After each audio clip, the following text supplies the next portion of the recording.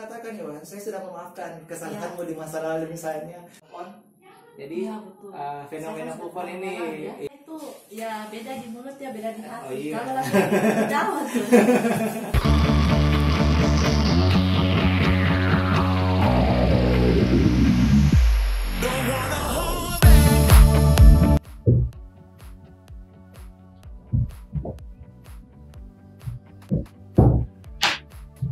Assalamualaikum, welcome to my channel INTV. Jadi hari ini aku kedatangan tamu spesial. Oh, spesial ya. Silahkan, Okay. namanya siapa? Mr. Anhar. Jadi Yes. Mr. Anhar ini adalah psikologi apa ya? Hipnoterapis.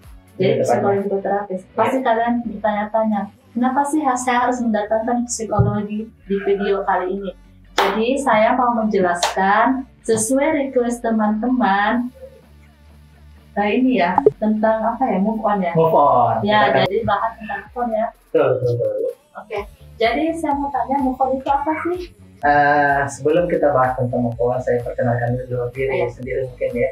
Jadi saya Mr. Anhar, kesehariannya sebagai hipnoterapis dari Anhar Foundation, sebuah lembaga pengembangan diri yang telah kami kembangkan selama 15 tahun. Dan alhamdulillah kami sudah punya lebih dari 37.000 alumni sekarang seluruh Indonesia. 37.000 alumni. Dan di bidang hipnoterapi sudah masuk tahun ke-6.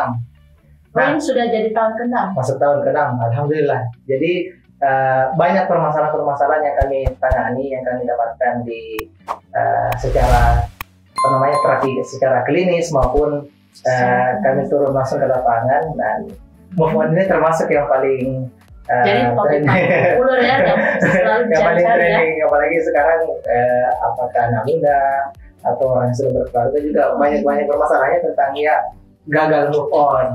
Ya, Seperti jadi, itu. jadi ini Mr. Anhar ini requestan dari teman-teman, juga pengalaman pribadi dari saya. Pasti semuanya pernah mengalami move on, maupun ya maupun wanita gitu. Tapi ada beberapa move on itu ada yang cepat, ada yang juga membutuhkan waktu yang sangat lama ya. Betul. Karena sebelumnya ini saya pernah juga terapi. Sebenarnya saya pernah terapi tentang move on sama ini. Oke. Jadi move on itu masuk dalam kategori perasaan. Jadi Perasaan. ruang lingkup itu, sebelumnya saya mau jelaskan dulu bahwa hipnoterapi itu punya ruang lingkup ya. Jadi apa yang membedakan kami dengan bidang kalian yang lain? Jadi hipnoterapi itu kalau mau dibilang garis besarnya ada 3, yaitu berkaitan dengan pikiran, yang kedua perasaan, yang ketiga berkaitan dengan perilaku. Nah, kalau move on ini kayaknya lebih banyak berkaitan dengan perasaan ya. Jadi tahu lah wanita pasti korban perasaan. Jadi asal usulnya dulu move on mungkin kita perlu bahas ya. Kenapa sih orang itu susah move on? Jadi Ya, betul. fenomena move on ini, fenomena move on ini bisa dikatakan, andai kita ketemu dengan 10 orang, mungkin 8 dari 10 orang pernah mengalami kesulitan move on, sulit move on. Iya. Penyebab utamanya adalah karena dalam pikiran bawah sadar itu punya satu sifat ya. Jadi hipnoterapi itu kita mainnya di pikiran bawah sadar. Di pikiran bawah sadar itu punya satu sifat, yaitu mudah untuk memaafkan tapi tidak mudah untuk melupakan. Ya. Mudah memaafkan tapi tidak mudah untuk melupakan. Jadi kayak ceritanya kita sabar, tapi untuk ikhlas itu kayak susah banget. Ya, Bu. Ya, jadi memang memaafkan dan melupakan itu adalah dua Dunia yang berbeda. dua hal yang Beda. sangat berbeda. Jadi terkadang kan kita mengatakan ya, Wan, saya sudah memaafkan kesalahanmu di masa lalu misalnya, tapi kita ditanyakan apakah kamu sudah melupakannya? Enggak, tidak bisa, tidak semudah itu. Jadi saya sebentar akan jelaskan secara struktur, kita akan sedikit membahas lebih detail seperti apa sebenarnya struktur, definisi, kemudian seperti apa filosofi move on itu dalam pikiran bawah sadar, sehingga nanti mudah kita mengalahkannya, bisa kita move on dari masa lalu kita. Jadi pembahasan menarik. akan sangat panjang kali lebar kayaknya kalau kita bahas ini. Kita bahas 3 jam saja tidak cukup. Wow, kayaknya bakal banyak banget ya. Teman-teman terus channel ini karena kita bakalan lanjut part berikutnya. Oke? Oke. Tadi pertanyaannya move on itu apa sih? Iya, Jadi move on itu adalah berpindah hati. Mungkin itu bahasa sederhananya kalau kita bahasa-bahasa gaul saat ini, move on itu bisa dikatakan berpindah hati, berpindah dari satu hati ke lain hati. Dalam artian mungkin karena ada permasalahan sehingga dia break up, putus dengan seseorang, akhirnya dia mencari orang yang lain untuk dijadikan pelabuhan cintanya. Jadi itu sih bahasa yang paling sederhana. Kayak balas dendam. Iya. Enggak. Ya. Bukan. Tidak semuanya move on seperti itu. Jadi banyak sih. Jadi kalau berkaitan dengan perasaan seperti itu. Tapi kalau ada juga move on yang misalnya move on dari pekerjaan misalnya, ya kan? Ya. Atau move on dari rumah yang dia sayangi, atau move on dari binatang kesayangannya yang sudah mati, move on dari apalagi benda-benda kesayangannya. Banyak macam lah. Tapi kan kita hari ini fokusnya apa yang berkaitan dengan perasaan, ya. Jadi move on itu sebenarnya sebuah situasi alami yang dialami setiap orang, karena setiap orang itu ingin mendapatkan yang terbaik dalam kehidupannya, apalagi berkaitan dengan perasaan. Ketika dia melakukan proses move on dari satu hati ke hati yang lain, sebenarnya dia lagi mengharapkan sesuatu yang lebih baik. Nah, sayangnya di sini adalah tantangan yang paling berat dari move on itu adalah proses melupakan. Ya, memaafkan gampang. Memaafkan gampang, melupakan susah. Jadi panjang ya. Iya. Ketika kita masuk ke pikiran bawah sadar, nah saya jelaskan dulu struktur pikirannya. Jadi kita manusia ini secara umum punya dua jenis pikiran. Ya, ada namanya pikiran sadar, ada namanya pikiran bawah sadar. Nah, pikiran sadar itu apa sih? Jadi pikiran sadar itu cara termudahnya adalah sesuatu yang logis, bisa dihitung, terukur, dan bisa dikontrol. Itu pikiran sadar. Dan biasanya dia terbatas. Sedangkan pikiran bawah sadar, ya sesuatu yang terkadang tidak logis, susah dikontrol, tidak kelihatan, terjadi secara otomatis. Kemudian biasanya juga dia unlimited, tidak terbatas. Wow, jadi ini bisa sampai ke 60-70 tahun. Wah, pokoknya panjang sampai di bawah mungkin bisa juga ya ini. Banyak orang yang gagal move on sampai dia meninggal dunia. Walaupun dia sudah mungkin menemukan pasangan baru. Betul sekali. Jadi itu kayaknya udah sakit banget. Itu sudah level tertinggi mencintai seseorang ya. Kayak sebelumnya. Iya. Jadi pikiran sadar, pikiran bawah sadar. Nah, sifat tadi pikiran sadar itu punya sifat gini. Pikiran sadar itu gampang, sulit untuk mengingat. Sulit untuk mengingat dan gampang untuk melupakan. Itu sifat dari pikiran sadar ya. Sulit untuk mengingat, gampang untuk melupakan.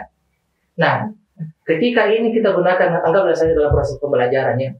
Kalau kita belajar dengan menggunakan pikiran sadar, makanya pelajaran susah untuk masuk. Nah, itu penyebabnya. Coba kalau disuruh baca buku, disuruh belajar, disuruh menghafal, susah itu. Karena kenapa? Selama ini kita belajar menggunakan pikiran sadar. Sedangkan kita tahu pikiran sadar itu sifatnya susah untuk mengingat dan gampang sekali untuk melupakan. Oh iya. Iya, itu masalahnya.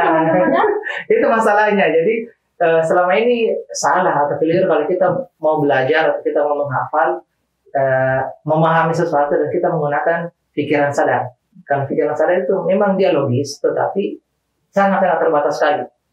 Nah, dalam psikologi dalam dunia psikoanalisis ya, dalam teman-teman psikologi biasanya memetakan bahwa menurut Sigmund Freud, salah seorang yang pakar juga dalam dunia psikologi, bisa dikatakan salah satu pencetus psikologi, beliau mengatakan bahwa pikiran sadar itu kemampuan atau kapasitasnya itu 12%, sedangkan pikiran bawah sadar itu 88%. Jadi porsinya pikiran bawah sadar itu masih jauh lebih besar dan jauh lebih banyak daripada pikiran sadar. Jadi iya, betul. Jadi ketika sesuatu masuk di pikiran sadar, sifatnya tadi adalah gampang hilang, gampang lupa. Oh gitu ya. Iya, coba kalau saya tanya, masih ingat tidak buku yang dibaca 1 minggu yang lalu? Tidak. Masih ingat status yang dilihat dari temannya tadi pagi? Masih. masih bisa diingat semuanya? Tidak semua. Susah untuk diingat semua kan? Itu karena kita menggunakan pikiran sadar ketika kita membacanya. Itu penyebabnya. Masih ingat tidak misalnya kejadian misalnya yang terjadi pada malam tahun baru? Masih ingat dong. Itu bedanya. Ketika sesuatu yang berkesan, maka dia masuk di pikiran bawah sadar. Oh, yang kayak momen gitu ya? Jadi semua yang berkesan seperti itu masuk ke pikiran bawah sadar. Jadi kayak sesuatu yang spesial gitu. Betul.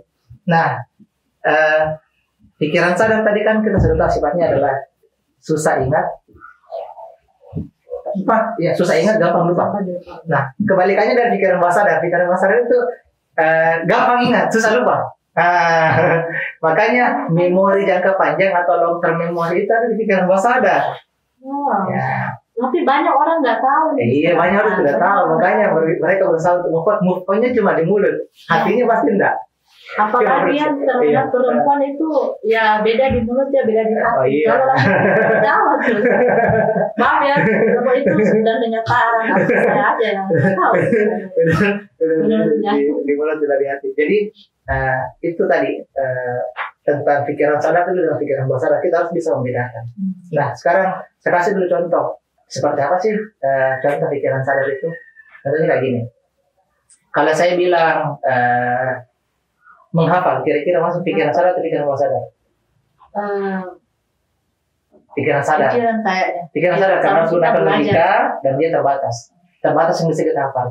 Kalau saya bilang berimajinasi, masuk pikiran sadar atau pikiran bawah sadar? Imajinasi, bawah sadar karena dia tidak terbatas, ya kan? Bisa kemana-mana saja. Makanya biasa kalau saya yang gambar henna, itu selalu tersave di ingatanku. Iya kan? Iya kan? Nah, kemudian kalau saya bilang hitungan matematika, kira-kira masuk mana? Pikiran sadar atau pikiran bawah sadar? Pikiran sadar. Karena sampai kalau saya ditanya tentang matematika ya saya lupa. Kalau saya bilang kreativitas masuk di mana? Bawah sadar. Bawah sadar. Iya, makanya kalau kreativitasnya tinggi berarti bawah sadarnya benar-benar maksimalkan. Dimaksimalkan. Betul, dimaksimalkan. Nah, saya kasih contoh yang lain misalnya, kalau kita mengatakan berpikir rasional, kira-kira masuk di mana? Rasional. Yang masuk sadar. Pikiran sadar. Kalau saya bilang emosi, bawah sadar. Bawah sadar. Ya, sudah mulai paham kan? Jadi teman-teman ini juga akan menjadi pembelajaran. Ya, kita harus bisa kalau ada pertanyaan tentang ini. Iya, membedakan antara pikiran sadar sama pikiran bawah sadar. Ya, jadi pikiran sadar tadi dia short term memori jangka pendek. Nggak bisa bertahan lama. Apapun yang kita simpan di pikiran sadar tidak bisa bertahan lama. Tadi pelajaran matematika, berpikir rasional, hitung-hitungan dan sebagainya, pelajaran fisika sangat sulit untuk kita simpan. Apalagi tidak disukai ya. Apalagi tidak disukai ya. Jadi apalagi sesuatu yang bukan kesukaan itu ada di pikiran sadar. Nah, ketika ada short term memory gampang untuk dilupakan. Andainya selama ini teman-teman belajar menggunakan pikiran sadar, gampang sekali lupa. Nah, tapi bisa nggak mencintai itu? Sabar.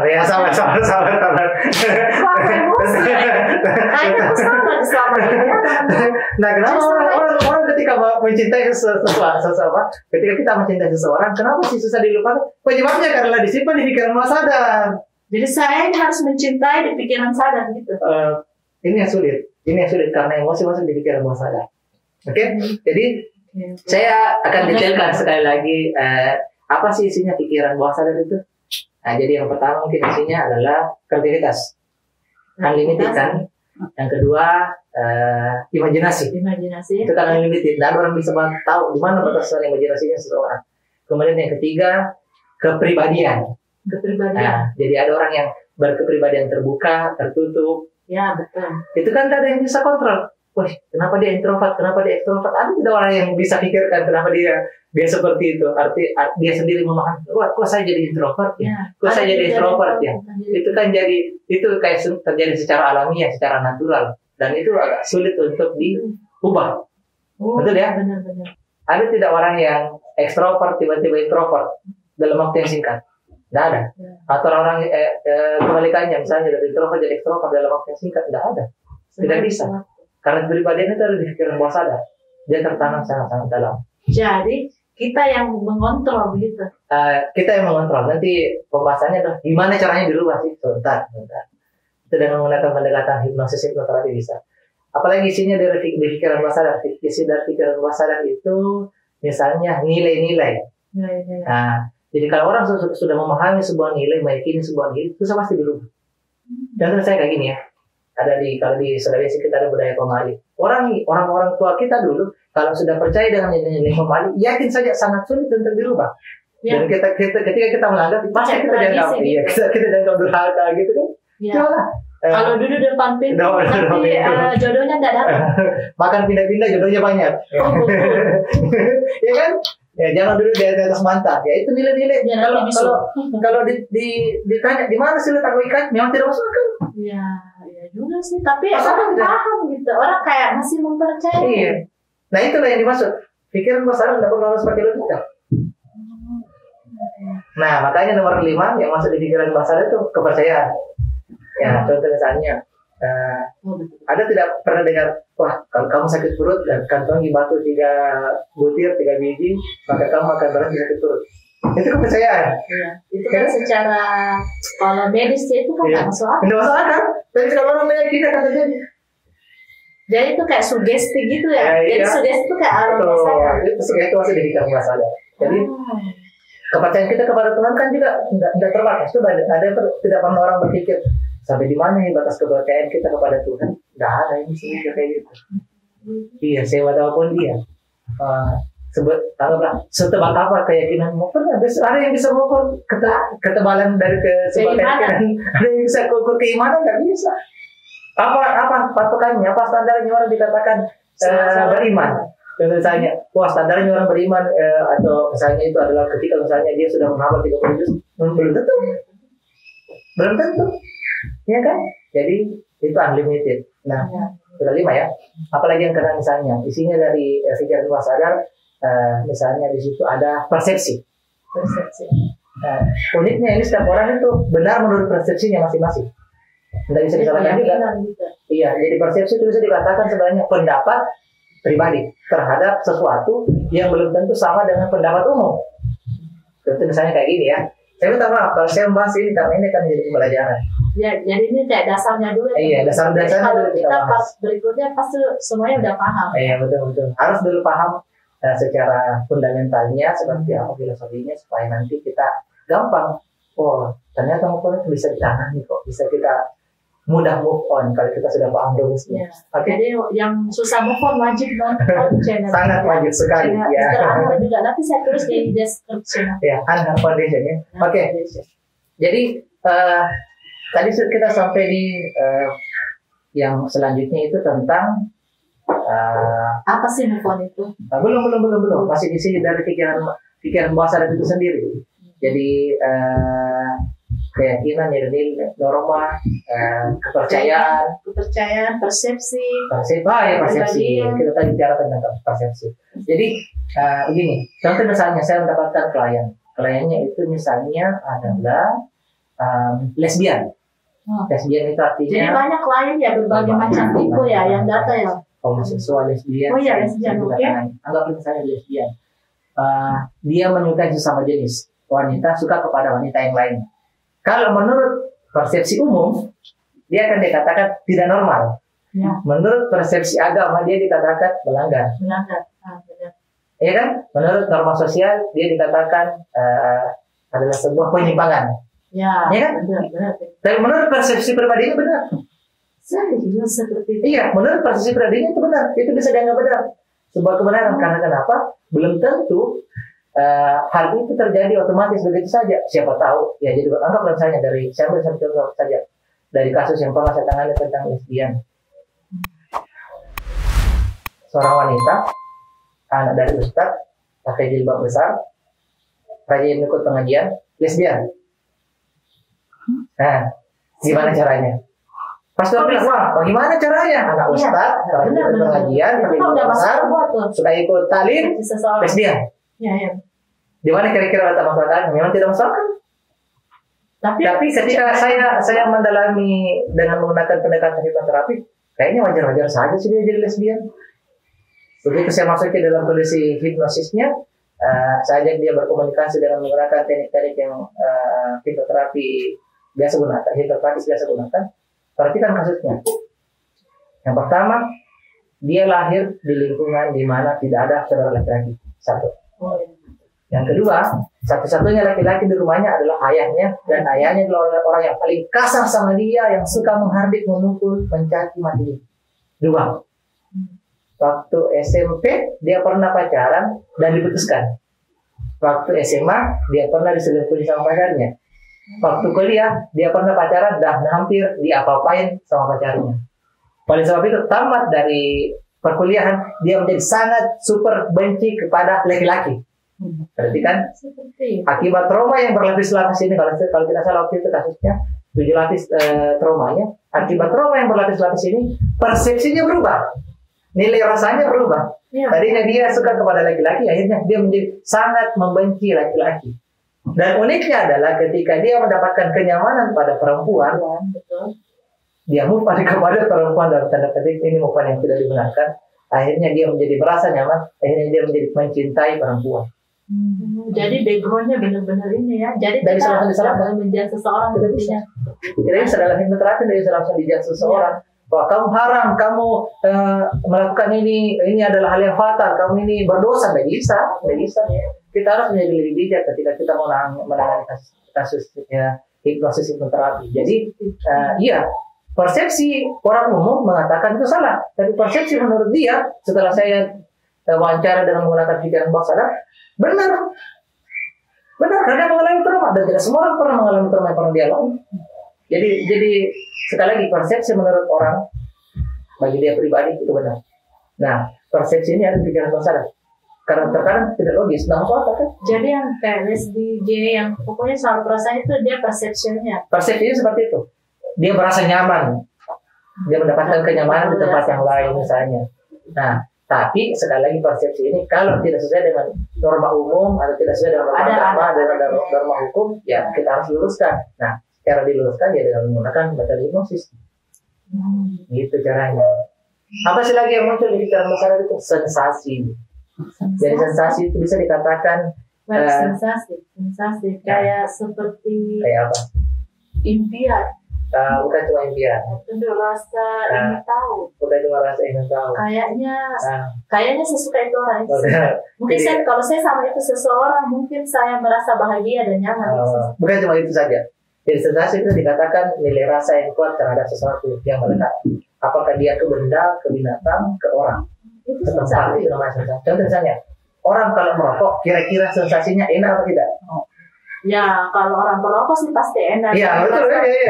Ya, itu sensasi ya. Itu namanya sensasi. Oh iya, dia merasa kalau udah merokok, dia tuh merasa kayak ada yang hilang. Ada yang kurang. Dia bahagia. Tidak jalan pikirannya. Wah, nyaman lah. Tidak kreatif katanya. Wah. Betul kan? Bagi orang merokok, coba tanya bagi orang tidak merokok. Gimana sensasinya? Sudah bau, menjengkelkan, bikin batuk-batuk, berasap dan sebagainya. Bahkan saya pernah sakit paru-paru gara-gara rokok. Padahal saya tidak pernah merokok. Saya tidak pernah merokok. Tapi karena saya di lingkungan yang biasa merokok. Merokok pasif dan merokok pasif. Jadi saya biasa meeting di kafe dan sebagainya. Akhirnya ketika saya meeting itu banyak orang yang merokok. Ketika saya bawakan training misalnya, ada juga perokok. Akhirnya yang terjadi adalah saya pernah sakit paru-paru. Sensasi bagi dia enak, bagi kita tidak. Nah, bagi orang yang merokok sensasinya pasti enak. Tapi bagi orang tidak merokok, pasti tidak enak. Gangguan lah. Iya, betul ya. Kita yang pemikir. Iya, jadi ada gangguan. Jadi itu yang namanya sensasi. Nah, apalagi misalnya contohnya, ketika dia mendengar musik-musik tertentu, terkadang muncul sensasi tertentu. Wih, ada musik-musik kenangan, sensasi yang lain itu. Saya sensasi marah. Oh ya, kayak kalau marah dia dengar, kalau sedih dia dengar lagu Milo misalnya, tiba-tiba sensasi sedih, ya kan? Itu namanya sensasi. Sensasi itu rasa yang sangat-sangat kuat terhadap sesuatu yang melekat. Saya pikir itu saya kayak baper ya. Nah, itu bagian dari sensasi. Baper itu bagian dari sensasi. Oh, baper itu sensasi ya. Iya. Oke. Ketika orang memberikan rasa yang sangat kuat terhadap sesuatu yang sensasi. Jadi rasa yang pernah ada dan rasa Kenapa orang susah move on? Karena sensasinya besar sekali. Berarti kemarin itu sensasi kayaknya. sebagai contoh, anggaplah misalnya ketika orang biasa atau kita misalnya sekedar berteman datang ke sebuah tempat, anggaplah kita nongkrong di kafe, maka kita tidak munculkan sensasi, makanya biasa-biasa saja. Tapi apa yang terjadi kalau kita kesana dengan orang yang kita cintai? Pasti kita akan berusaha untuk munculkan sensasi. Warnanya, rasanya, bahkan kita ingat baju yang kita kenakan. Iya, pasti. Tersimpan di pikiran sadar. Ya, itu penyebabnya.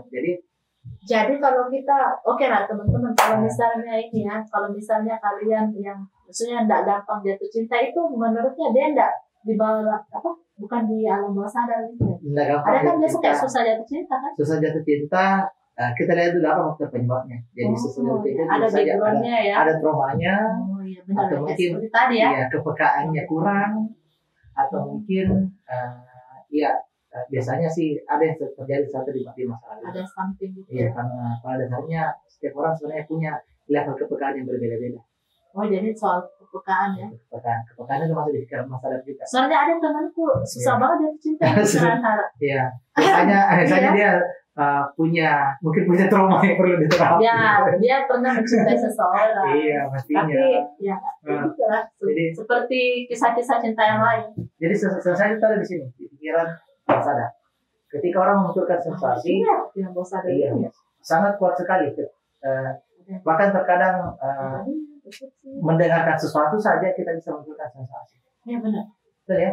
Saya percaya. Mendengarkan sesuatu atau anggap misalnya musik-musik sendiri, atau kita mendengarkan kabar tentang orang tua, tiba-tiba langsung kita ingat orang tua dengan sangat jelas, sangat nyata. Okay. Apalagi yang sekarang terakhir ini banyak kaum perempuan di luar sana ataupun pria yang LDR. Oh iya, itu sensasi. Itu bisa memunculkan sensasinya. Saking kuatnya. Tidak ketemu, dia bisa hadirkan baunya, dia bisa hadirkan suaranya.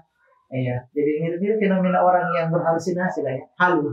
Oh jadi kalau orang yang tidak pernah ketemu itu jadi ceritanya halu. Bisa saja dia membuat dirinya halu ketika misalnya, sayang tadi malam seolah-olah kamu ada di samping saya. Oh iya. Sensasinya begitu kuat, akhirnya dia menjadi berhalusinasi. Tapi ini halusinasinya positif dong. Iya, ada juga halusinasi yang negatif kan. Menghadirkan hantu kan.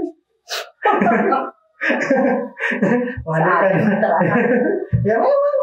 Coba tanya sama orang-orang gila itu berhalusinasi macam-macam. Ada dulu pernah saya ODGJ ya, orang dalam gangguan jiwa yang berhalusinasi bisa bicara dengan televisi, bisa bicara dengan Insinyur Soekarno, bisa bicara dengan Presiden Obama. Serius? Oh itu halusinasi. Nah, jadi itu masuk di pikiran bawah sadar. Apalagi yang masuk di pikiran bawah sadar? Kebiasaan. Oh ya, kebiasaan. Jadi orang misalnya terbiasa dengan sikat gigi, makan dengan tangan kanan, pasti sulit untuk dirubah segera menggunakan tangan kiri. Coba lakukan. Oh iya. Terbiasa makan dengan tangan kanan, tiba-tiba suruh makan pakai tangan kiri. Nulis juga seperti itu. Iya, menulis. Terbiasa nulis pakai tangan kanan. Suruh coba rubah sekarang, detik ini. Coba tanda tangan pakai tangan kiri, pasti tidak bisa. Tidak bisa dong. Iya kan? Karena kebiasaan dari kecil. Iya, itu tersimpan di pikiran saya. Kebiasaan tersimpan di bawah saya. Tapi kan ada gini sekarang. Biasanya tuh kebiasaan kita yang benar-benar dari kecil karena mencintai seseorang. Itu kok tiba-tiba kebiasaan itu langsung biar. Pasti ada faktor penyebabnya. Paling tidak traumatik lah ya, sakit hati. Ya contoh ya seperti kebiasaan saya tuh tidak suka yang pedes, tapi karena pasangan saya mencintai pedes, saya menyukai pedes itu seperti bisa saja. Perubahan sensasi itu bisa saja terjadi ketika sekali lagi banyak faktor, apalagi dia masuk di pikiran bawah sadar, sebetulnya masuk di pikiran bawah sadar. Iya, seperti itu. Jadi kebiasaan itu banyak lah ya, kebiasaan orang ngompol, kebiasaan insomnia, kebiasaan gigit jari. Juga nih yang kayak kebiasaan gigit kuku. Itu lagi, itu berbicara, iya. Kebiasaan goyang-goyangkan kaki ketika lagi bete atau lagi tidak kerja ngapa-ngapain, kebiasaan coret-coret kalau lagi bicara, iya kan? Kebiasaan mata melotot ke atas. Kalau kebiasaan mencoba itu kebiasaan nggak? Itu mungkin hobi. Aduh. Oke, kebiasaan sudah ya. Kebiasaan sudah, sensasi, apalagi ya maksudnya di pikiran masalah itu ya. termasuk diantaranya adalah modulasi rasa sakit. Jadi sebenarnya modulasi rasa sakit itu modulasi rasa sakit. Jadi sebenarnya rasa sakit itu tidak ada di pikiran sadar, tapi dia ada di pikiran bawah sadar. Artinya dia diciptakan. Kita yang menciptakan. Kita yang menciptakan rasa sakit. Nah, nanti ini kalau berkaitan dengan move on seperti apa ikatannya, keterkaitannya. Jadi contoh misalnya kayak gini, pernah tidak kita berada di sebuah kondisi di mana anggaplah kita lagi di pantai ya, lagi main-main seru-seru sama keluarga, ya saya lagi main-main bola voli misalnya, lagi main-main sama anak-anak dan sebagainya.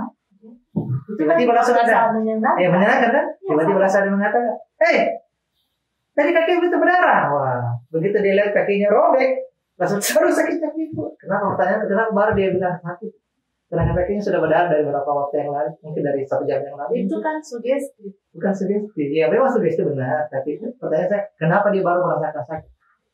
Padahal kakinya sudah sakit atau mungkin sudah tergores dari beberapa jam yang lalu. Dia langsung shock gitu ya? Bukan karena shock, karena dia mengakses rasa sakit yang sudah tertanam di pikiran masalah. Jadi pikiran masalah punya program. Kalau robek, kalau luka, kalau berdarah sama dengan sakit. Itu program. Jadi ketika dia mengakses itu, maka sakit dia akan munculkan. Dan itu dia rasakan hebat banget. Dan selama dia tidak mengakses, entah kenapa tidak dirasakan sakit sama sekali. Itu bawa alam sadar. Itu di pikiran sadar. Ada orang laki-laki naik motor, begitu naik motor kecelakaan, buar jatuh. Begitu jatuh, tiba-tiba dikelilingi sama cewek-cewek. Kenapa Kika? Udah nih, udah nih, saya perbaiki. Begitu tiba di rumah, waduh, luka di sini. Kok baru merasa sakit? Tadi tidak merasa sakit. Berarti kalau kita bertemu dengan yang menyenangkan, walaupun kita sakit, jadi rasa. Oh, makanya ini banyak cewek kalau sakit terus itu pacarnya udah nggak sakit sekarang, udah cukup melakukan kamu, sakit itu udah hilang. Iya, itu begitu. Iya, seperti kayak misalnya sedih terus tiba-tiba dia sebenarnya sakit tapi karena ketemu sama mamanya langsung hilang. Iya. Jadi sebenarnya rasa sakit itu sekali lagi diciptakan. Tidak ada rasa sakit yang otomatis ada. Contoh misalnya kalau ada anak kecil, begitu dia jatuh, kaki lututnya berdarah, terus kita bilang, enggak apa-apa gitu, biasa-biasa gitu, nah, anak hebat, anak jago, kau luar biasa. Yakin saja dia tidak menangis.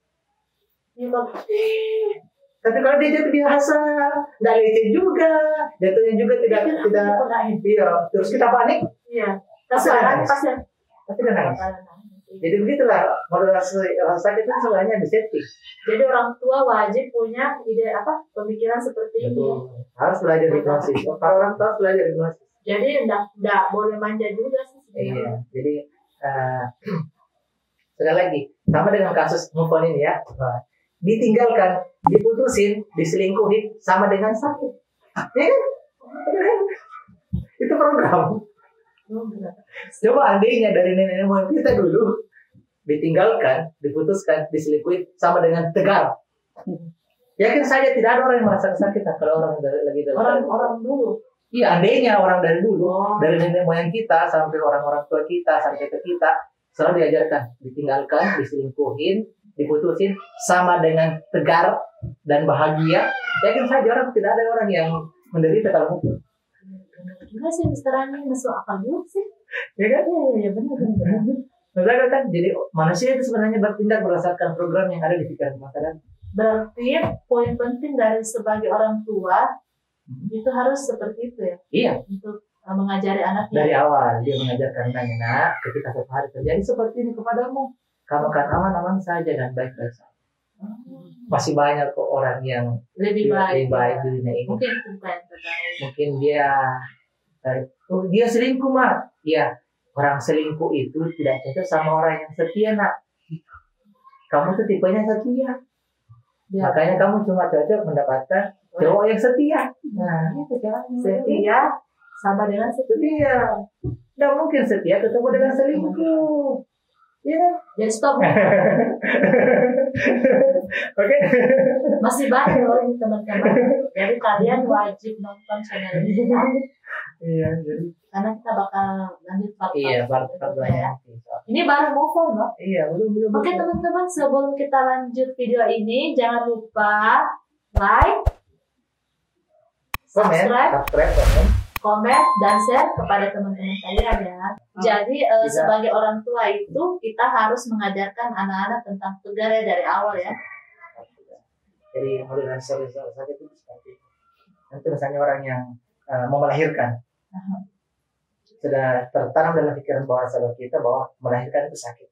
Bahkan terkadang ada sugesti yang masuk, melahirkan seperti orang mau meninggal, atau seperti satu kaki di kuburan, kemudian betul-betul sakit seperti di robe-robe. Dan tidak ada satupun yang bilang itu nyaman, bahagia, nggak ada.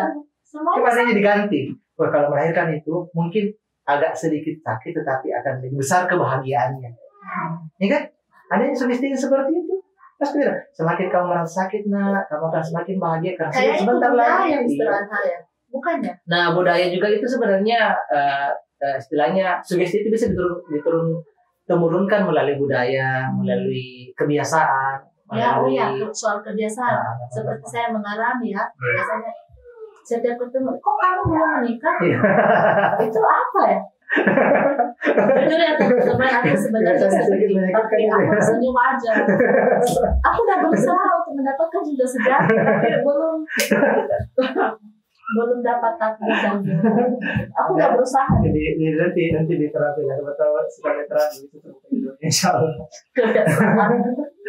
Oke, jadi itu apa yang kita dapatkan informasi secara turun-temurun dan kita yakini akan menjadi program dari pikiran bawah sadar kita, dan program itu akan merespon apapun yang terjadi. Jadi kalau kita selama ini diprogram dengan baik dan benar, sebenarnya tidak ada yang namanya kesakitan. Ya. Berarti dari awal udah salah. Bisa dibuat mati rasa. Ya, seperti itu. Nah, apalagi yang masuk dalam pikiran bawah sadar? Refleks. Jadi segala sesuatu yang terjadi secara spontan itu tidak bisa dipikir. Itu aku percaya. Itu di bawah alam sadar. Pikiran bawah sadar. Jadi pikiran. Jadi refleks itu tidak bisa dipikir, tidak pakai logika. Pernah tidak ada ledakan, wah, tiba-tiba langsung kita berpikir, ini kayaknya tabung, bukan tabung 12 kilo, ini kayaknya tabung 3 kilo. Ini kayaknya jaraknya 100 meter dari rumah. Oh, ini kayaknya warnanya hijau. Tidak mungkin. Tidak mungkin. Kita tidak pikir. Karena namanya refleks itu terjadi begitu. Kita lagi naik motor, tiba-tiba langsung ada yang ngalih. Kita langsung rem mendadak. Itu refleks terjadi di pikiran bawah sadar. Coba ada yang kita pikir dulu, pakai logika dulu. Tapi kalau yang seperti kebiasaan yang kayak hari-hari kita lakukan, termasuk di pikiran bawah sadar. Karena kan kita setiap hari lakukan. Iya, karena dia sudah tertanam di pikiran bawah sadar, maka dia bisa sekali lagi terjadi dengan secara setengah otomatis atau bahkan full otomatis. Nah, nanti kita di part kedua selanjutnya nanti kita akan bahas kenapa sih move on itu susah. Ya. Jadi apa itu move on ini sudah kita sampaikan ya, dan ini agak panjang ya ternyata move on. Saya pikir awalnya misalnya mungkin 15 menit. Ternyata arti dari move on itu panjang banget. Kayaknya udah 45 menit ya. Kita lanjut lagi di part 2 ya teman-teman ya. Kita akan bahas selanjutnya lebih detail lagi. Dan harapan akan membantu jutaan umat manusia, terutama kaum yang masih jomblo, supaya betul-betul bisa move on, menemukan cinta sejatinya, bisa melanjutkan kehidupannya menjadi jauh lebih baik. Dan jangan selalu sakit hati gitu ya. Harus sakit hati, harus tegar. Betul. Selingkuhi, patah hati, dan diputuskan sama dengan tegar. Dan dapat baiknya ya. Oke. Kita harus tersave di otak ya. Kalau perlu ya teman-teman, kalian tulis di kamar kalian tulis tuh. Jangan 1 tambah 1, tulis selingkuh, setia, dan turun ya. Ya, sudah itu di kamar mandi lah. Tadi di motor, di mobil, terus di HP. Di tempat nasi, depan cermin. Iya, kalau di depan nasi beda. Apa? Sugesti untuk langsing. Ya betul. Jangan tambah sama dengan langsing. Oke, nanti kita bahas di part kedua. Ya, teman-teman, itu dia podcast tentang move on. Ini part 1 ya. Jadi kita akan lanjut di part 2-nya. Sampai ketemu di video part 2 ya teman-teman. Bye. Assalamualaikum warahmatullahi wabarakatuh.